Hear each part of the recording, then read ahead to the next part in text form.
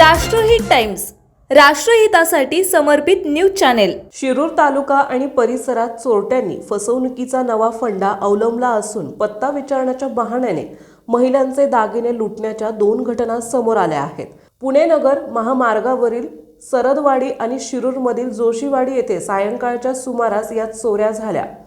पहिली घटना सरदवाडीतील नहावरा फाटा येथे घडली। रोहिणी सरोदे या घरासमोर चालत असताना दुचाकीवरून आलेल्या दोघांनी पत्ता विचारत त्यांना संभाषणात गुंतवले आणि त्यांच्या गळ्यातील 2 तोळ्याचे मिनी गंठण हिसकावून पोबारा केला। त्यानंतर काही वेळातच जोशीवाडी परिसरात रंजना मेंगवडे या महिलेलाही याच पद्धतीने लुटण्यात आले। दोन्ही घटनात मिळून सुमारे 4 तोळे दागिने चोरीला गेल्याने महिलांमध्ये भीतीचे वातावरण आहे। शिरूर पोलीस घटनास्थळीचा पंचनामा केला असून परिसरातील सीसीटीव्ही फुटेजची तपासणी सुरू आहे।